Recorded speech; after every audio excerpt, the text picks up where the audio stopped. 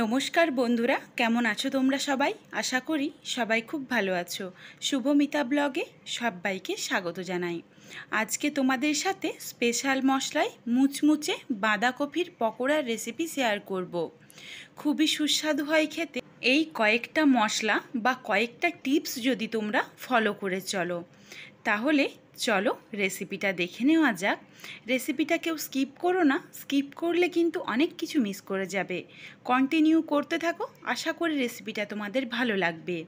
তোমাদের কাছে আমার একটাই অনুরোধ রইল, বাড়িতে অবশ্যই একবার এইভাবে বাঁধাকপির পকোড়ার রেসিপিটা বানিও।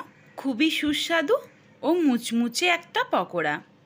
চলো তাহলে কথা না বলে রেসিপিটা দেখে নেওয়া যাক। এখানে আমি ছোট্ট সাইজের একটা বাঁধাকপি নিয়ে নিয়েছি। এই বাঁধাকপিটা আমি পুরোটাই ব্যবহার করব। বাঁধাকপিটার ওপরের কয়েকটা পাতা ছাড়িয়ে তারপর গোটা অবস্থাতেই ধুয়ে নিয়েছি। একদম মিহি করে একটু লম্বা করে কেটে নেব। বাঁধাকপিটা দেখো একটু লম্বা লম্বা করে মিহি করে কেটে নিয়েছি। আরও একবার জল দিয়ে ধুয়ে ঝুড়িতে রেখে দিয়েছি, যাতে ভালোভাবে জলটা ঝরে যায়।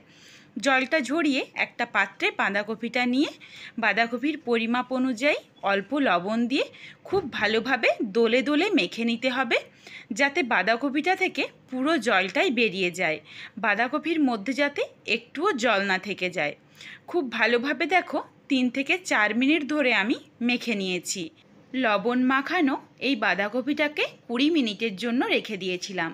20 মিনিট পরে দেখো ফিরে এসেছি। বাঁধাকপিটা একদম অর্ধেকেরও কম হয়ে গেছে, বেশ অনেকটা পরিমাণে জল বেরিয়েছে। তো জলটাকে আমি চেপে ফেলে দিয়েছি। এরপর এর মধ্যে কিছু মশলা ব্যবহার করব। 1/2 টেবিল স্পুন কালো জিরে, 1/2 টেবিল স্পুন হলুদ গুঁড়ো, ধনে গুঁড়ো, জিরে গুঁড়ো 1/2 টেবিল স্পুন করে, চিলি ফ্লেক্স আর আদা রসুন বাটা 1 চামচ। লাস্টে কিন্তু আরও কিছু অ্যাড করব, যার জন্য কিন্তু একদম মুচমুচে হবে পকোড়াগুলো। দিয়ে দিলাম কয়েকটা কাঁচা লঙ্কা কুচি, বড় সাইজের 2টো পেঁয়াজকে স্লাইস করে মিহিভাবে কেটে দিয়ে দিলাম। এরপর দিয়ে দিচ্ছি বেসন। বেসনের ঠিক অর্ধেক পরিমাপে দেব কর্নফ্লাওয়ার। তোমরা কিন্তু এখানে কর্নফ্লাওয়ারের পরিবর্তে যদি হাতের কাছে কর্নফ্লাওয়ারটা না থাকে, তাহলে ময়দা বা চালের গুঁড়ো যে কোনো কিছু ব্যবহার করতে পারো, তাহলে কিন্তু খুবই মুচমুচে হবে। এরপর একটুখানিও জল না দিয়ে খুব ভালোভাবে মেখে নিতে হবে। এখানে একটা ছোট্ট টিপস তোমাদের বলে রাখি, কোনোভাবেই যেন বাঁধাকপির থেকে বেসনের পরিমাপটা বেশি না হয়ে যায়। বাঁধাকপির পরিমাপ বেশি থাকবে, কিন্তু বেসনের পরিমাপটা কম থাকবে। জল ছাড়াই দেখো খুব ভালোভাবে মেখে নিয়েছি। এরপর এখানে লাস্টে দিয়ে দিয়েছি 1/2 টেবিল স্পুন খাবার সোডা। খাবার সোডা দিয়ে খুব ভালোভাবে মেখে নিয়েছি। এরপর একদম ফুটন্ত গরম তেল দিয়ে দিচ্ছি 3 চামচ পরিমাণে। দেখো তেলটা দেওয়ার পরই একদম বেসন থেকে যেন একদম ফেনা ফেনা মতো হয়ে যাচ্ছে। একদম কিন্তু ফুটন্ত তেলটাই দিতে হবে। এরপর একে একে পকোড়ার আকারে ছেড়ে দিচ্ছি। তোমরা চাইলে এখানে পেঁয়াজির আকারে বা গোল গোল বড়ার আকারে বা ছোট্ট ছোট্ট পকোড়ার আকারে তোমরা চাইলে কিন্তু তোমাদের পছন্দ মতো যে কোনো শেপ দিতে পারো। দেখো একদম লালচে রং ধরে ভেজে নেব। এরপর উল্টে পাল্টে গরম তেলটা কিন্তু অবশ্যই এইভাবে লাস্টে একদম ব্যাটারের মধ্যে দিও, তাহলে দেখো একদম কিন্তু মুচমুচে ভাবটা চলে আসবে। উল্টে পাল্টে দেখো একদম কিন্তু লালচে রং ধরে গেছে। এরপর আমি তুলে রেখে দিচ্ছি। এখানে আরেকটা কথা আমি তোমাদের বলে রাখি, তোমরা যদি চাও কালো জিরের পরিবর্তে গোটা জিরে বা জোয়ানটাও কিন্তু ব্যবহার করতে পারো।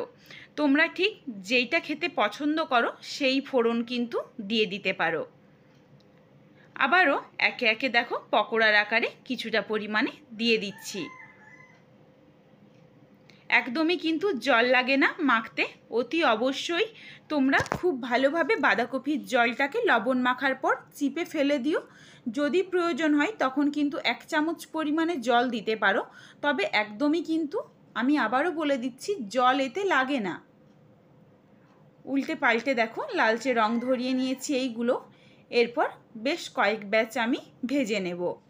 স্পেশাল মশলায় বাঁধাকপির পকোড়ার এই রেসিপিটা তোমাদের কেমন লাগলো কমেন্ট করে জানাতে ভুলো না কিন্তু। যদি ভালো লাগে লাইক করো, শেয়ার করে বন্ধুদের দেখার সুযোগ করে দিও। তোমরা যদি এই রকম নিত্য নতুন রেসিপি আরও পেতে চাও তাহলে অবশ্যই আমার চ্যানেলটিকে সাবস্ক্রাইব করে পাশে থাকা বেলটি অন করে অল নোটিফিকেশান অন করে দিও, যাতে আমার প্রত্যেকটা রেসিপির নোটিফিকেশান সবার প্রথমে তোমাদের কাছে পৌঁছে যায়। একে একে দেখো বেশ কয়েক ব্যাচ আমি ভেজে নিয়েছি। এরপর পুরো পকোড়াগুলো ভেজে তারপর তোমাদের সাথে শেয়ার করছি। দেখো ঠিক কিন্তু এইরকম একটু লালচে রং ধরিয়ে ভেজে নিতে হবে।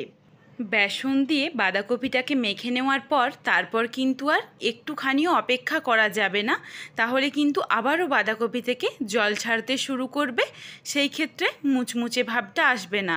যতটা শক্তভাবে এই ব্যাটারটাকে মাখবে ততটাই কিন্তু মুচমুচে হবে।